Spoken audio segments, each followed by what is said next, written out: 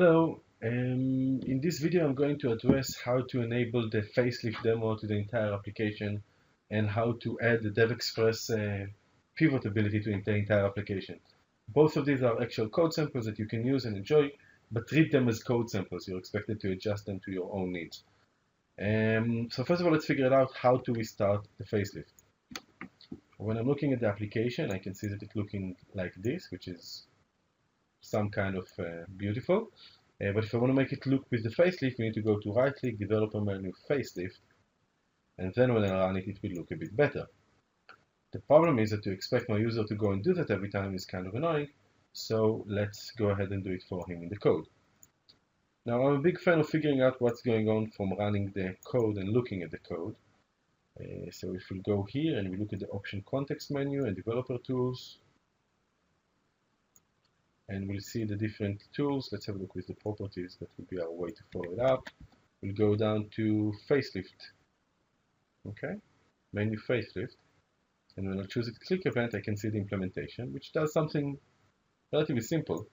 Just changes a property and everything adjusted accordingly. So if we want to get that property adjusted from the get-go, we just go and do something like this. So now we have facelift all across our application. Woohoo! And we have all of these capabilities. Now there are other properties such as env, UI, grid, always enable grid enhancement or new look and feel. Note though that if we do them here, we get this annoying error of Windows. Now it has to do with all sorts of stupid things that I don't really want to touch base on. What I recommend is move it from here to the constructor of your application and it will work.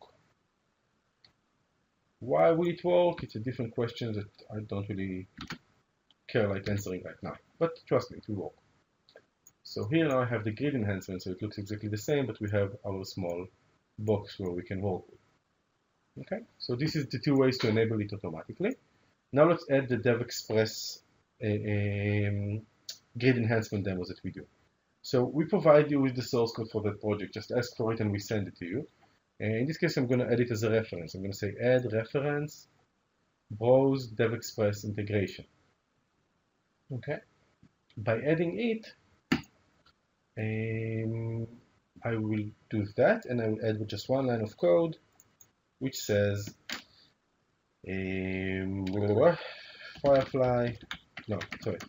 DevExpress integration, pivot grid, enable.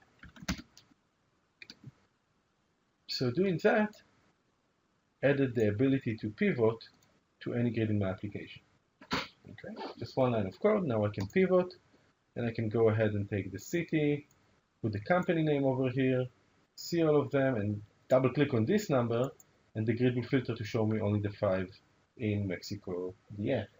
I can obviously take this to extreme, to a table with a bit more data, like orders, and do a pivot, and then see order year, and I don't know, customer ID to count it, and split it by ship via, and then drill down to see who specifically are, let's say something more ship via into ship city, and I want to see these two, I'll just double click them and it will filter the grid accordingly.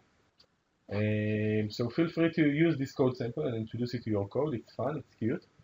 And while we are doing that, let me show you how complicated it is to do the additional WPF menu addition to your code.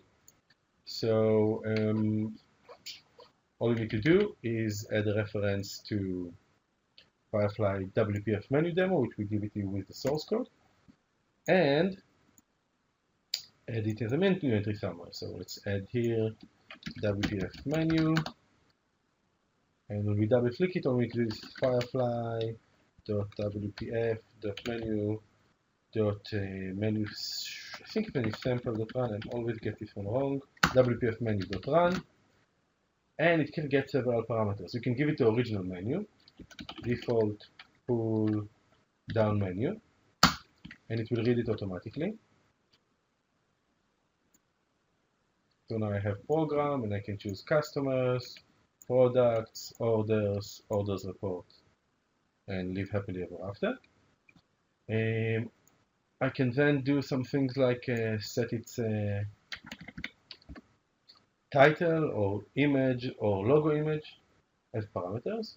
Or another option is to add things manually by saying I want to have a delegate here, X, and then I'm going to do X and send it menu name and inbox when clicked, and Y or child, let's call it,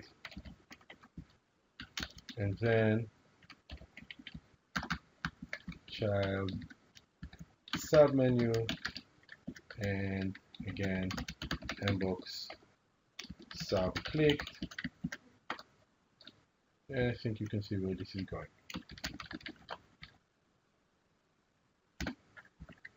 Okay, so now I can actually determine the menus myself and get them to operate like this.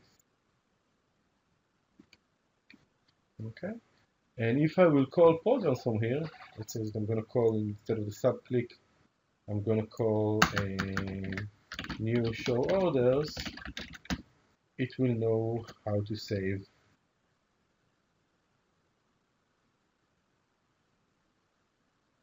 the screen when I leave. Okay, so this is the way for you to go ahead and introduce these code samples that we're providing to your application, adding these functionalities to your application. We've seen how we do the facelift on a comprehensive manner, how we add the grid enhancement on a comprehensive manner, how we add the pivot on a comprehensive manner, and how we add the WPF menu in both ways. One that is based on the original pull-down menus, or another that is based on maybe tables that you have or code that you have. Simply call add, and use it. We hope that you'll use this code sample to do wonderful things in .NET, and we're looking forward for you to send us videos showing us what you've done. Thanks.